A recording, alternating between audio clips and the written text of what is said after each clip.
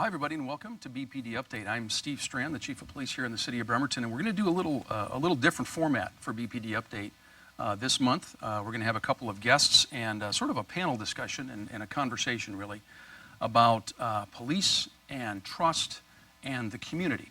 And just to set the table a little bit, I'll share with you that just a couple of weeks ago, I'm watching a documentary on PBS, and they're talking about an incident in which a young black man had a relatively minor altercation or confrontation with a law enforcement officer, and he ended up losing his life in that interaction.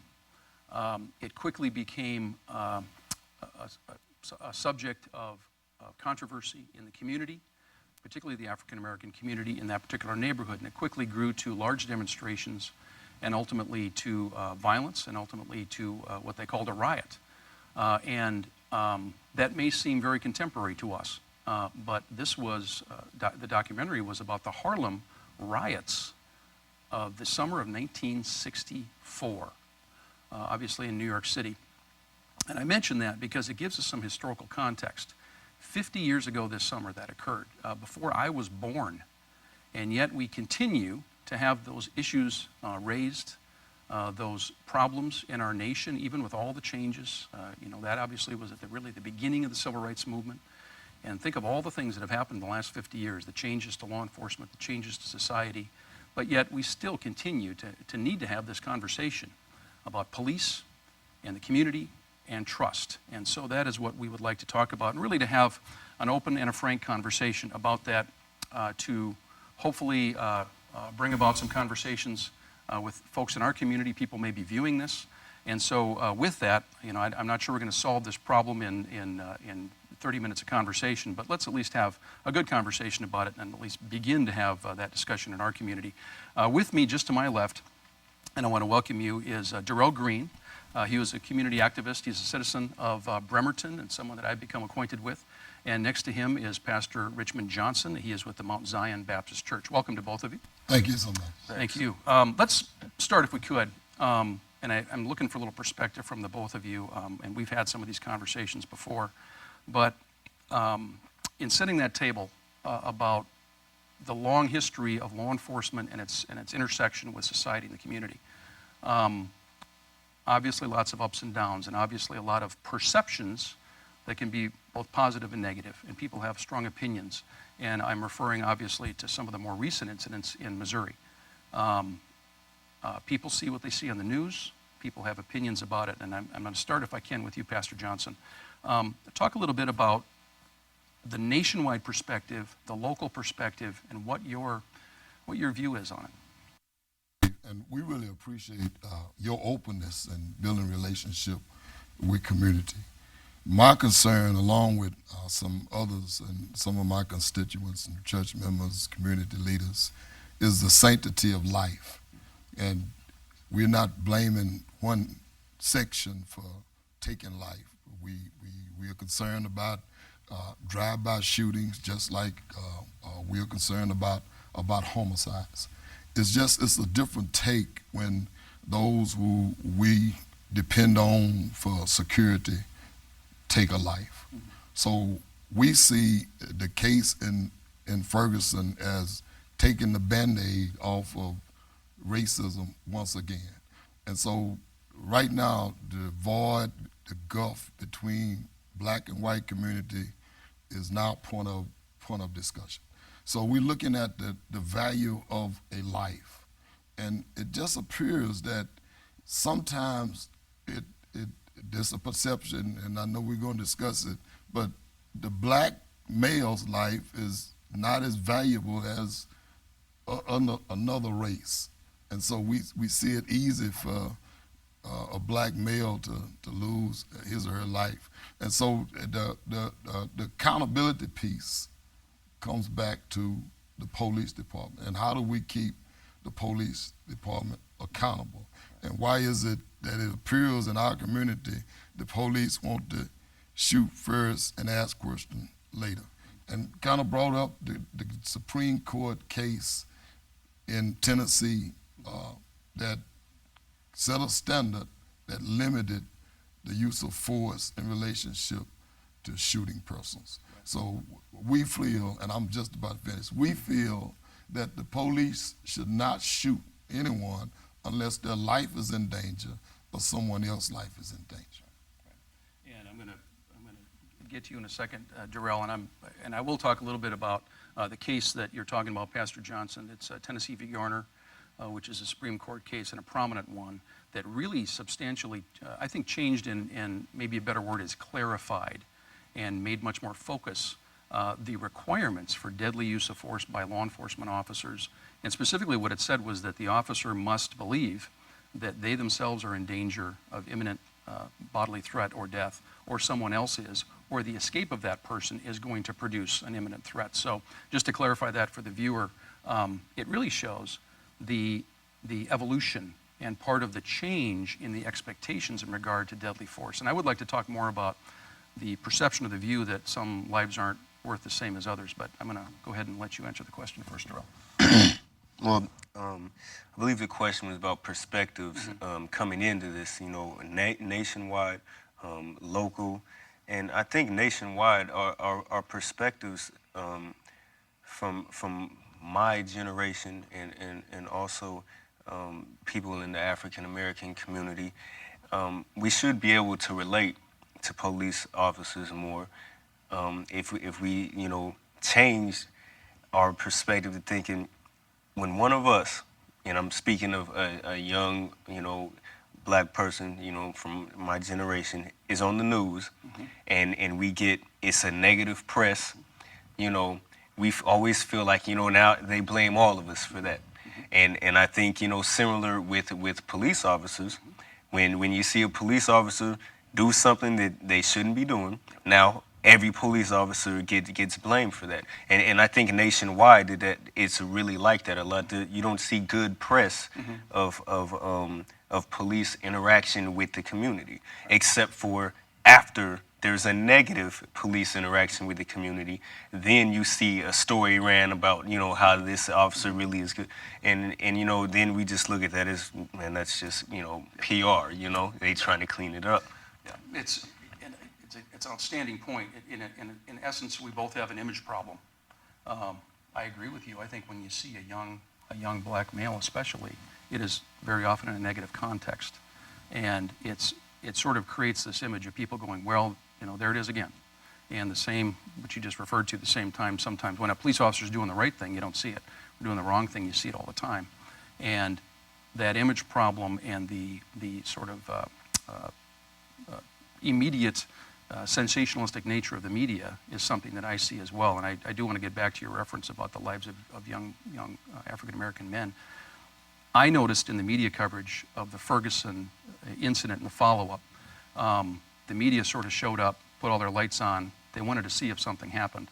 And they showed a lot of negative images of people reacting and acting in a very negative way. They didn't show a lot of peaceful demonstration and people making, I think, valid points about their feelings, but they showed a lot of looting and a lot of the sort of the shouting.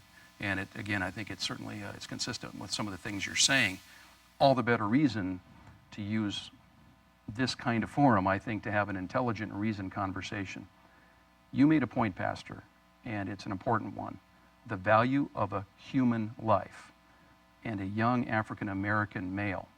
And this perception, and you mentioned the community, the African-American community may believe that seems to be valued less. And I would tell you that I think most, certainly every police officer I know would react very strongly to that and say, of course not. That is not true. But the fact is, the homicide rate among young African males is very high.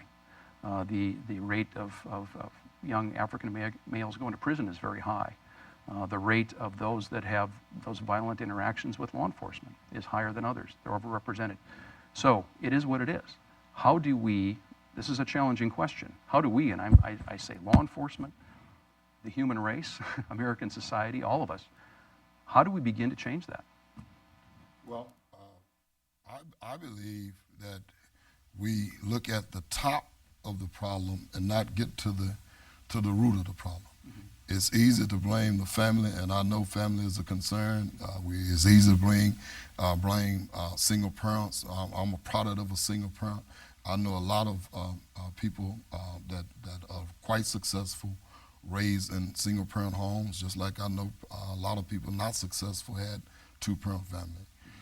I'm seeing the black males as an endangered species based on some assumptions people have and have treated them the way they assume they should, because they know stuff that's really not true, and because they have put them in a box. And if we have all these black males, I think it's about 20% or more unemployed in America in relationship to maybe about 8% of white males. Black males on an endangered, they should be on an endangered species list. And when we put an animal on an endangered species list, we go out of our way to remove barriers, we go out of our way to identify roadblocks, whatever it is that's going to cause that animal to become extinct. I don't believe we're doing everything we need to do to help the black males, and I believe we need to think about that. Let's talk a little bit more about that. What's your comment on that? What can we do to start to change it? Right. I think, Or to what the pastor. well, man, in relation to that, you know, I believe that we are endangered. I don't like the fact of you know, being further compared to an animal, kind of, but I understand the analogy, because you know, if people will go all out to protect the animal, then you know, me being a human being, I feel like there should be even more effort concentrated to that. But the difference between black males and animals is that we have the ability to educate and protect ourselves. And I think to really begin to change this problem is that black men have to really step up and not be afraid to come and represent their communities in these different type of forums, and open this dialogue, and let people know that, you know, you are, you know, intelligent enough to engage in these conversations. You see what's going on. You don't like it. I don't have to go and destroy some things or do something that's negative to react. You know, I'm going to present a positive solution to a negative situation, and you know, you can still be as adamant about that and not rest until you get change. Mm-hmm. Talk a little bit about that in terms of, and I agree with everything you just said, and I think people want to attach themselves to a simple solution to a very complex problem. Oh, it's the family's fault, or it's the fault of the individual. You know, they don't do what they're supposed to do. Others may, you know, they find institutional reasons, they find reasons related to race, and frankly, they're all related. I mean, every one of them is involved in this. It just is. And people unwilling to let people be, you know, sort of out of the checkbox that we put them in is kind of what I'm hearing you say, Durall.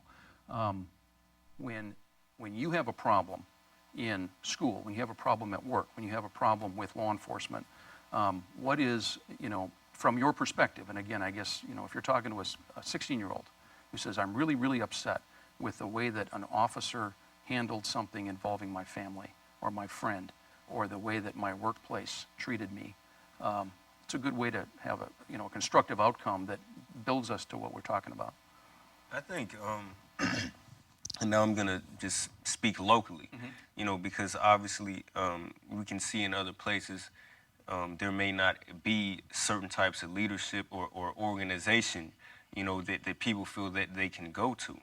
But here, you know, with our outreach that we do when we actually work with youth that are out here and they're going through these things, you know, they have people like advocates like myself, or a pastor at their church, or different programs that they're in the community. They can talk to these people and express their concerns, and in particular, you know, I can only speak for the Bremerton Police Department, but since you've come here, you know, you've opened the door to you know, being receptive to hearing the community's concern, and I think that's an important thing, that we have that, you know, that connection piece there, and you have leadership not only from, officials in the community, but just from regular citizens in the community that are willing to work together and actually listen to children and listen to each other. It's something I just want to mention when you talk about that, and I appreciate the comment, by the way. And really, it's a positive comment about the community, not the department. It's about the community and the fact that, again, I have been here for a year and a half, and this is a community that is really open to having an honest discussion, and people don't shout at each other from corners. Intelligent people can disagree. We can have a conversation about it, and I really appreciate that about this city. One of the things I want to just make sure that the viewer understands is that every single complaint that we get at the Bremerton Police Department is checked out, it is documented, it is put into an annual report that is available for the public, every use of force that we have, every complaint, as I mentioned, every internal affairs investigation. It is there for anyone to see. You can go to the web and see it right now for the year 2013. There'll be another one for 2014, and I think that transparency is really important because we live with this uniform and this authority every day, and we get used to it. But the fact is, the perspective that others bring is, I'm not sure I want to understand that or trust that unless it's very transparent and I start to understand it. So that's something that we do try to do, and we're not completely there, but it's something that we're working on. Let's talk a little bit about, if we could, how do we, locally, you mentioned Durall you mentioned locally. There's a local element, there's the larger world out there, and, they always say you can only impact things locally. You can do what you can do in your community, and that's what you should be working to do, and I believe in that. What can we do locally, and what are we doing? And I'm going to invite you to talk a little bit about some of the things that the two of you are doing to really create a positive impact for, that 17-year-old kid who's doing the best they can, has certain perspectives toward the police, but really, trying to get a job, trying to get their education, trying to do the best they can. What's out there right now? Well, I'm excited about our area of influence, like you said previously. Mm-hmm. We can only influence what we can influence.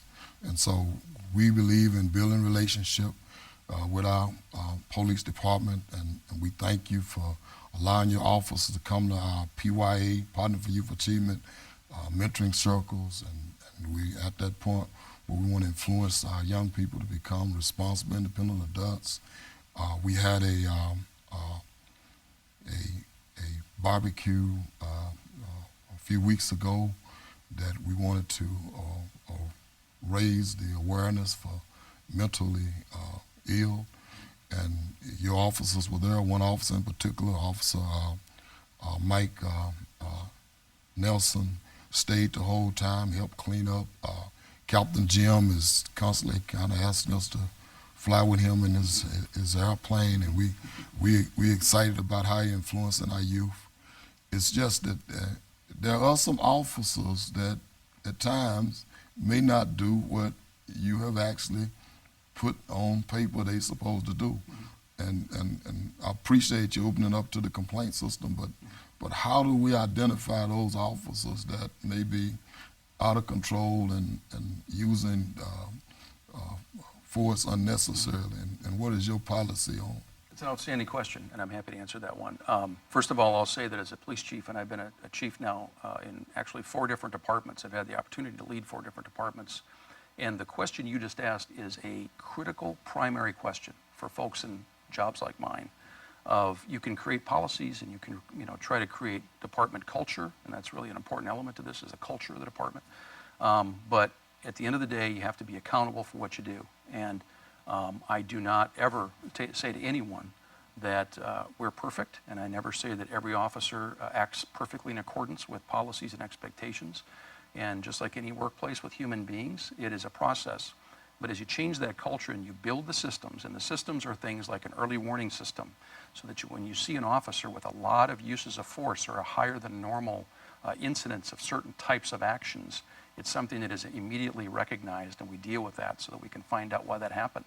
If you get a lot of complaints on a particular officer, making sure that they are always checked into. The old days in law enforcement used to be that somebody would call the sergeant and say, this officer did this, and they'd say, well, I'll talk to him. hang up and nothing else was done. Everything is documented now. Everything gets follow-up, even if it's sometimes not valid. We still have to document every single one of them.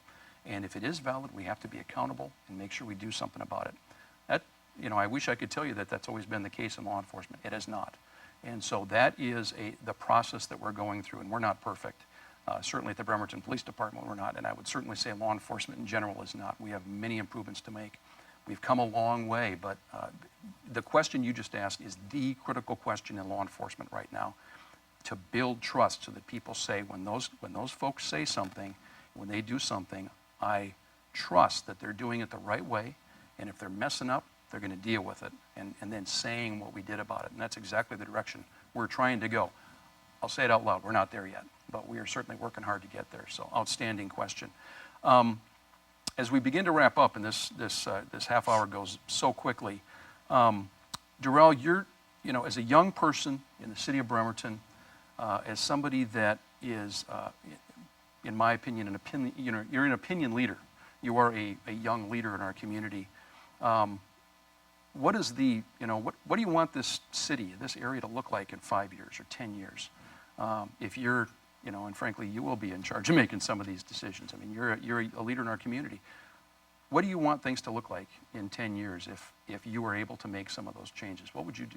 What would you like to see change in our community? And I should say, I didn't warn Durall I was going to ask this question, so I'm throwing you off a little bit. Sorry. Well, in particular, in 5 to 10 years in this community, you expect to see different levels of progress. We've come together, as packed, and we've done basketball games. Like he mentioned, we did barbecues. Mm-hmm. We're trying to, have the kids fly on the plane and everything. I would like to see, people from my community not be afraid of police. Mm-hmm. I would like to see police in my community not being afraid of our people, because I think really that's where that comes from, when you have that negative interaction both ways, that there's fear on both sides. And I would like to start to see some of that fear gone. I know you would like to see some of us start enrolling in seeing what it's like to be an officer, and maybe we could have black representation in the police force. Right. And I'm not opposed to seeing that either. Mm-hmm. These are the type of things in 5, 10 years that maybe we could start to see some of this progress. Yep, that's an outstanding answer to the question, and I wholeheartedly agree with what you just said. We do have African American officers. We don't have enough in our department. We have Latino officers. We don't have enough. And one of the challenges I've seen in my career is we all talk about, and when I'm talking about law enforcement leaders like myself, we say, yeah, we're all about diversity and we're all about recruitment, and we want to be reflective of the community, and it doesn't really change over time. I sent an article to the pastor just recently from Minneapolis PD that's going to be looking at a massive wave of hiring coming up in the city of Minneapolis, which is where I'm originally from, and they've already said out loud, we're not going to achieve our goals in terms of hiring in the minority community because there's a whole lot of barriers. Civil service is a system that creates barriers, frankly. A number of other factors, one of which is there just isn't really a culture in some families and communities that values becoming police officers. So that's something we have to address as well. It's not easy. But to begin to say out loud, we need you. We need young people from every background to reflect our community and to serve as police officers, because the culture is driven by those who bring the perspective. And you're talking about when officers and individuals interact, I mean, part of that is that perception we bring. I have a perception that is very different than perhaps others. I was mentioned to the pastor, I've never had any reason to mistrust the police in my entire life. That's the background I come from. That's not true of everyone. I've never had to worry about where I was going to eat tonight. That's not true of everyone we deal with on the street. So that understanding and understanding the perspectives we bring, I think, is really important. And again, we're not there yet, but we're continuing to chip away at it. We're almost done, and gosh, this goes fast, but can either one of you speak a little bit about opportunities for folks out there that are watching this and saying, I am really interested in this topic. I have a young person in my family, or maybe a young person that I know that wants to learn more, what's out there for them? What can they access? Who can they call? Well, right now, we are concerned about the interpersonal skills that the community has in relationship to the police department, and also the interpersonal skills the police officers have in communicating with the community. So we really want our police officers to listen to us and ask us questions and listen to our response and show that they heard us. Because if we don't have the right people in our community talking to us, we're not going to hear them. They're not going to hear us. So I believe it's at that point where we need to build a community of police officers that are out on the streets talking to our people and letting them know they're proud to be a police and they're proud to be in this community. Our youth want to be proud of what they do. But right now, when they look at the police department, they don't want to be a part of the police department. So we want to have a opportunity to put them in contact with police officers who are proud of what they do and want to really work with them and help them. So our Partnering for Youth Achievement organization is going to be starting up in September again, and we really do want that partnership again with the police department. And recently, Durall went to the A. Philip Randolph Leadership Conference, and he met with some powerful leaders, and they had some offsites with some males, and he wanted to bring that leadership piece back to Bremerton, and we want to have a chapter here. And how did that look, Durall? Well, one of the things about the A. Philip Randolph Institute is I don't know if you're familiar with him, but he started a union, and what a union does is they go and they're pretty much, they represent the workers, the common people, and you have to work though. And there's some principles in there about organizing, having that unity, and fighting together. And so what we're going to try to do, I think that'll be good to bring those same principles in there, because the union ties into civil rights movements and the human rights movements, and I think those principles will be good, to get instilled into our young people, just even around here. And just in the short time that I've known you for several months now, I've seen, you're just building on those leadership skills. And I think as you bring that to the community, I think it's going to be a benefit to us. Is there a phone number that people can call if they want to find out more about either one of these? 360-377-9169. And that's the Mount Zion Missionary Baptist Church number. And we'll have our secretary get your information, and we will call you back.